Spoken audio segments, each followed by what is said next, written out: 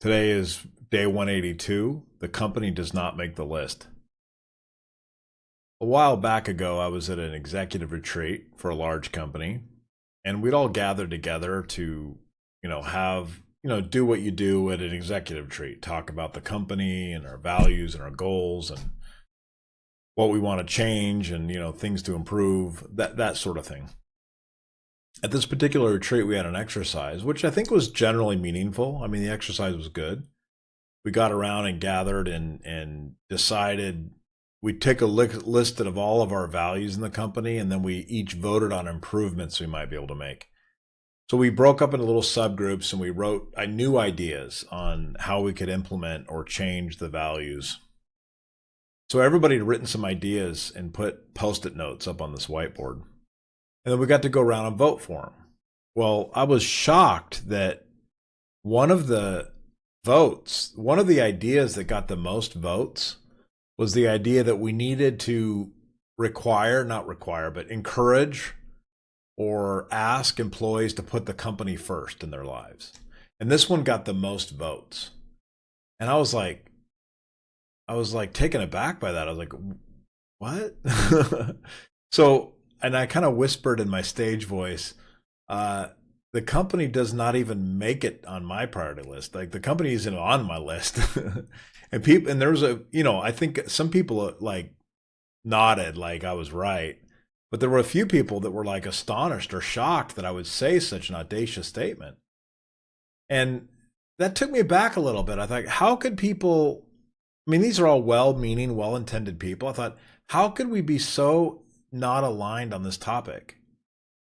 They legitimately believe that people should put the company first and all of their personal priorities second. Or this is what they were saying. I'm not know if they actually meant it. I mean, I still can't believe it, but I think that maybe they hadn't thought it through. But I mean, the idea of putting the company's values or the company's ambitions ahead of a person's ambitions, to me, was just not even in the realm of reason. Now, it may be because I was raised in a culture that was very individualistic, very kind of a rugged individualism, maybe. So I could maybe see that somebody was raised in a culture that was not that way, that being part of an organization was a value in and of itself. But that was definitely not my opinion. So we had an interesting debate about this. For the most part, there were some people that agreed with me, but for the most part, my idea was dismissed. But I got to think about it, and I didn't really say this very well at the time because I didn't really think it through, but I just don't think we have a place as a company to ask our employees to put the company first in their lives. I think people show up for a job for one primary reason, and there may be secondary reasons, but the primary reason an employee shows up to a job is to get compensation. And they use that compensation to then do the things they need to do or want to do in their lives, right? So they're trading their time for compensation so they can go get what they want done in life. So I think this idea that we can ask people to put the company first ahead of any of their personal ambitions is just ridiculous. So I've spent a lot of time thinking about this, and now as I've had time to digest this idea, I've come to the conclusion that what we should really be doing at a company is aligning it so to where if a person commits their time and energy to the company, they will at the same time accomplish their own personal ambition. So if you can get harmony or alignment with a person's own ambitions and the company ambitions, that alignment creates a synergy that's really hard to match with any compensation. That synergy of alignment on purpose is something that is probably very hard to obtain, but if you can obtain that, you've got the perfect employee-employer relationship.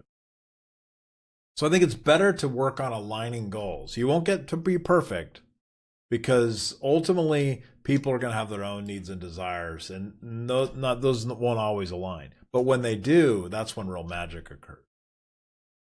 Now, we can go ahead and pretend if we want to. We can pretend that people show up to a company and that they are really a team player and they want to put the company first. We can pretend that all day long.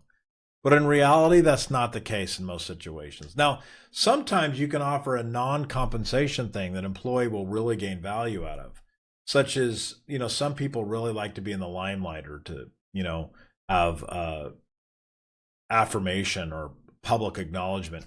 You can give them opportunities to speak or something like that, or perhaps you can give them an opportunity to learn more or to gain experience that they don't have today.